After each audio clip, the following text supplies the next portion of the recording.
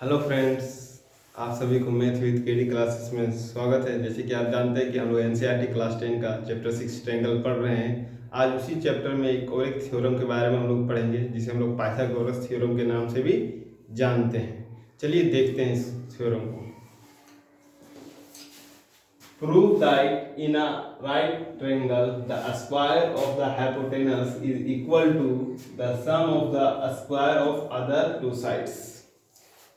Pythagoras, इस theorem को हम पाइथागोरस थ्योरम के नाम से जानते हैं। क्या बोलता है कि अगर कोई एक राइट एंगल है, फॉर एग्जांपल अगर हम राइट एंगल ट्रायंगल बना रहे हैं, एक राइट एंगल ट्रायंगल हमने बनाया, मान लेते हैं कि ए बी सी एक राइट एंगल ट्रायंगल है और एंगल बी पर 90 डिग्री का बनता है। तो अब हाइपोटेनस का सवाल होता है कि हाइपोटेनस किसको कहते हैं। बहुत से आदमी नहीं समझ आता कि हाइपोटेनस किसको कहते हैं। तो चलिए देखते हैं। आप हाइपोटेनस 90 डिग्री जो एंगल बना रहा है उसका अपोजिट साइड को ही आप हाइपोटेनस कहिएगा। देखिए ये साइड हाइपोटेनस नहीं होगा। क्यों? क्योंकि ये 90 का एडजेसेंट साइड है। ये भी हाइपोटेनस नहीं होगा। क्यों? क्योंकि 90 का एडजेसेंट साइड है।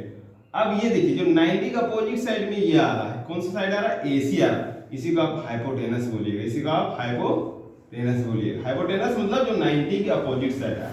अब बच गया दो साइड्स, एक ये अदर टू साइड्स हो गए। इन्हें हम लोग परपेंडिकुलर और बेस भी बोलते हैं। ऐसा नहीं कि फिक्स है कि ये परपेंडिकुलर होगा ये बेस होगा, ऐसा कोई फिक्स नहीं। जब हम ट्रिग्नोमेट्री पढ़ेंगे तो वहां पर हम जानेंगे कि परपेंडिकुलर और बेस किसको बोलेंगे। बाकी हाइपोटेनस आपका फिक्स रहेगा। आई थिंक आप समझ गए राइट एंगल ट्रायंगल में हाइपोटेनस किसको बोलते हैं। चलिए इसको हम प्रूफ करते हैं। इसको थोड़ा डिलीट करके फिर से बनाते हैं। राइट एंगल ट्रायंगल बना लेते हैं। ए बी सी, ये 90 डिग्री है, हाइपोटेनस एसी है। लेट करते, let A B C is a right triangle at angle B is right angle, angle B is right angle. हमको प्रूफ करना है, हमको प्रूफ करना है कि जो हाइपोटेनस क्या है? एसी, 90 का अपोजिट आ रहा है तो AC का स्क्वायर अदर टू साइड के स्क्वायर का सम होगा। AB का स्क्वायर प्लस BC का स्क्वायर, ये हमको प्रूफ करना है।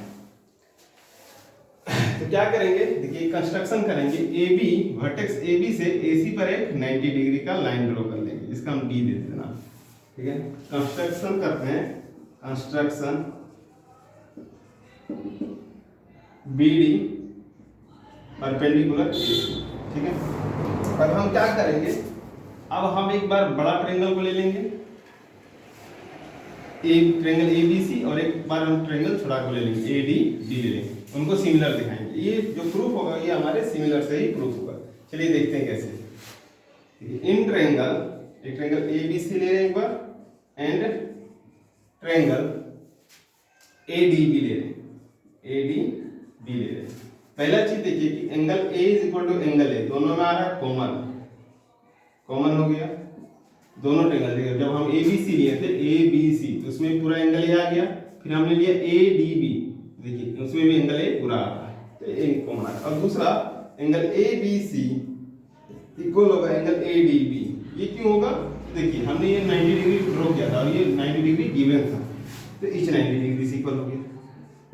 अब दो कभी भी आ जाते हैं ट्रायंगल सिमिलर होंगे। ट्रायंगल ABC सिमिलर है ट्रायंगल ADB का बाय एंगल से। आपको पता ही है कि हमारे पास जो क्राइटेरिया है उसका क्राइटेरिया सिमिलर। अब जब भी दो ट्रायंगल सिमिलर होते हैं उनके कोरस्पॉन्डिंग साइड सेम रेशियो में होंगे, तो हम यहां पर लिख सकते हैं हेंस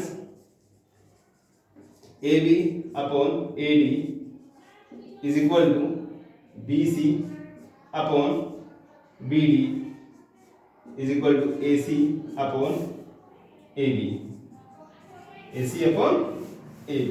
देखिए इसका फर्स्ट लास्ट इसका लास्ट।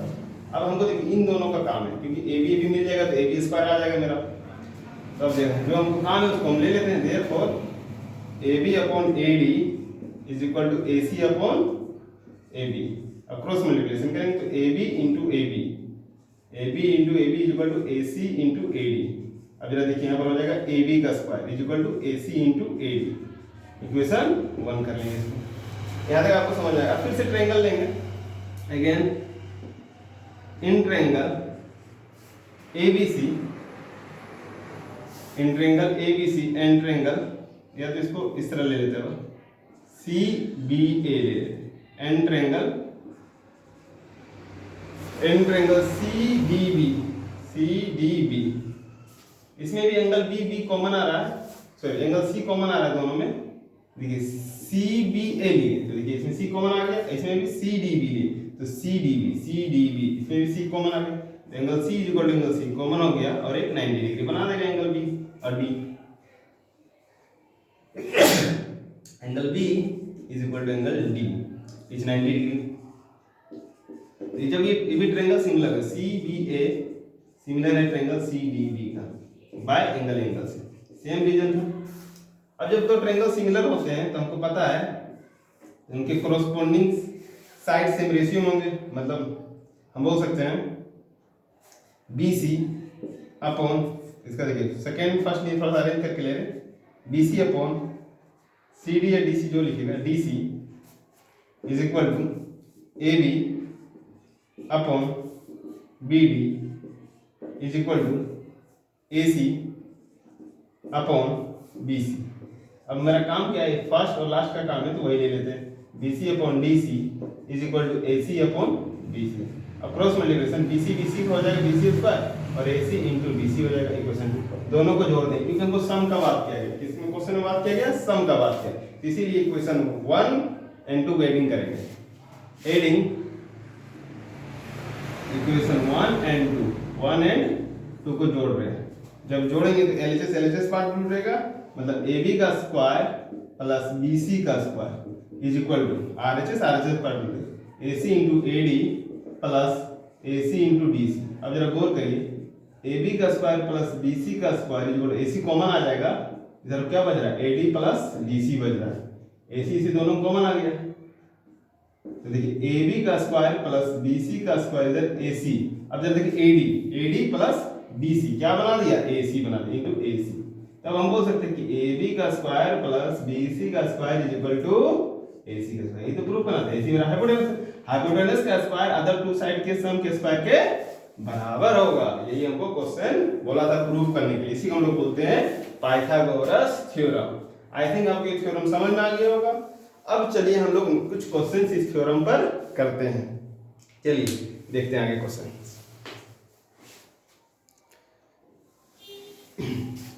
चलिए देखिए अगला क्वेश्चन, पाइथागोरस थ्योरम का यूज करके इसको प्रूफ करेंगे। कह रहा है ABC isosceles triangle. Isosceles triangle एक ऐसा ट्रायंगल जिसका दो साइड्स इक्वल होते हैं, तो दो साइड्स इक्वल होंगे। Isosceles triangle right angle at C. अब वो आइसोसेलेस ट्रायंगल कैसा है जिसका एक एंगल 90 डिग्री का है, तो इस तरह के आइसोसेलेस ट्रायंगल हो गया। और बोल दिया कि ACB मतलब C पर मेरा 90 डिग्री बन रहा है, तो हाइपोटेनस क्या आ जाएगा, AC हो जाएगा मेरा। प्रूव दैट AB मेरा हाइपोटेनस हो जाएगा क्योंकि 90 का अपोजिट कौन सा साइड है, AB। तो AB का square is equal to 2AC का स्क्वायर है प्रूव करना, मतलब ये साइड और ये साइड बराबर, क्योंकि हाइपोटेनस सबसे लॉन्गेस्ट साइड होता है। कोई भी राइट एंगल ट्रायंगल है आपका, उसमें सबसे लॉन्गेस्ट साइड जो होगा वो आपका हाइपोटेनस होगा। हाइपोटेनस से कोई बड़ा नहीं हो सकता। अगर कोई हाइपोटेनस से बड़ा साइड आ रहा है तो वो राइट एंगल ट्रायंगल नहीं होगा। तो चलिए देखते हैं आगे। अब इसको हमको प्रूव करना है। जो गिवन दिया उसको नोट डाउन कर लेते हैं। गिवन में हमको दिया हुआ है, given that ABC is an isosceles triangle। That means इसका कहने का मतलब है कि दो साइड्स बराबर है, मतलब AC is equal to BC। अब हम AC और BC को क्यों बराबर दिखाएं, क्योंकि एक C एंगल C क्या है 90 डिग्री है, angle C is equal to 90 degree है, तो मतलब राइट एंगल ट्रायंगल बना रहा है। तो राइट एंगल ट्रायंगल में हाइपोटेनस तो बराबर किसी का होगा नहीं, इसलिए जो अदर दो साइड बचे हुए वही दो साइड्स बराबर होंगे। अब ये हो गया। अब हमको प्रूफ करना है, तो अकॉर्डिंग टू पाइथागोरस लगा लेते हैं। अकॉर्डिंग टू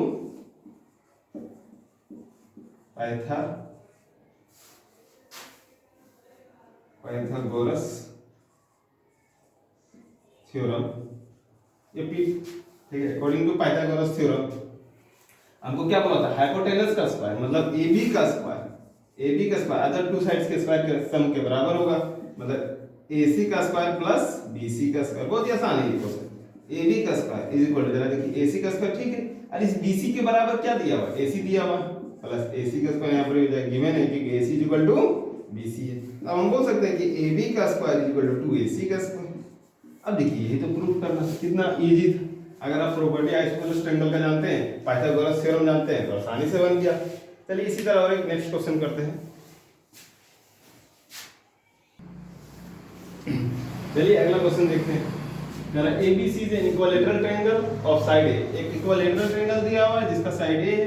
अब हमको पता है इक्विलैटरल ट्रायंगल का नाम जैसे आएगा माइंड में, हमको पता है कि इसका सारा साइड बराबर होता है, मतलब ये सारा साइड। अब बोल दिया सारा साइड बराबर है, इसका ये ए साइड है, ठीक है, और ये भी ए हो गया, हर साइड क्या हो गया ए हो गया, बराबर रहता सारा साइड। अब बोला इसका एल्टीट्यूड मतलब हाइट निकालना बोल रहा है। एक चीज याद रखिए कि अगर ये हम 90 डिग्री ड्रॉ कर लेते हैं, हाइट तो 90 डिग्री होता है, मान ले लेट कर देते एडी या altitude of triangle equilateral triangle ABC। तो याद रखिए इक्विलैटरल ट्रायंगल में वही लाइन एल्टीट्यूड का काम करेगा, वही लाइन आपका एंगल बाइसेक्टर का काम करेगा, और वही लाइन आपका मीडियन का भी काम करेगा, मतलब मिड पॉइंट का भी काम करेगा, मीडियन। तो अगर ये पूरा A है तो यहाँ से यहाँ तक क्या होगा A/2 हो गया, इधर भी A/2 हो जाएगा। क्योंकि अगर इक्विलैटरल ट्रायंगल है तो इक्विलैटरल ट्रायंगल में सेम ही लाइन एल्टीट्यूड ही होगा, वही लाइन एंगल बाइसेक्टर होगा, और वही लाइन आपका मीडियन होगा। मीडियन मतलब जिस लाइन पर बनेगा, जिस लाइन पर वो आएगा इंटरसेक्ट करेगा, उस लाइन को दो बराबर भागों में बांट देगा। आई थिंक आपको समझ में आ गया होगा। तो इसमें भी कुछ करने का जरूरत नहीं। इन ट्रायंगल लेंगे ABD और at angle D equal 90 degree according to Pythagoras theorem. Pythagoras theorem बोलता है जो 90 का अपोजिट हाइपोटेनस का स्क्वायर, मतलब आपका हो जाएगा AB का square is equal to AD का स्क्वायर प्लस BD का स्क्वायर। अब जरा देखिए AB क्या है आपका, AB आपका A का स्क्वायर और AD आपको निकालना है, मतलब यही तो हाइट है, BD A/2 का स्क्वायर, मतलब A स्क्वायर। अब इधर आएगा तो minus A square upon 4 is equal to AD का स्क्वायर। अब जैसे आ जाएगा 4 तो यहाँ हो जाएगा आपका 4A square minus A square is equal to AD का स्क्वायर। अब जरा देखिए क्या होगा, तो AD का स्क्वायर इज इक्वल हम लिख सकते हैं 3A का स्क्वायर अपॉन 4, तो AD स्क्वायर हटेगा तो रूट चलेगा 3A स्क्वायर अपॉन 4, तो AD इज इक्वल टू आप लिख सकते हैं √3A स्क्वायर का A और √4 का 2। ये आपका एल्टीट्यूड निकल गया, मतलब हाइट निकल गया इक्विलैटरल ट्रायंगल का। अब इसी तरह अगर आपको हाइट का कभी साइड दे दे इक्विलैटरल ट्रायंगल का और हाइट पूछ दे तो एक ही जगह उस साइड को रख देना है और आपका आसानी से आंसर आ जाएगा। आई थिंक आपको ये समझ में आ गया। तो आज हमारा लास्ट वीडियो था ट्रायंगल का। अगला नेक्स्ट वीडियो हम कोऑर्डिनेट ज्योमेट्री पढ़ेंगे।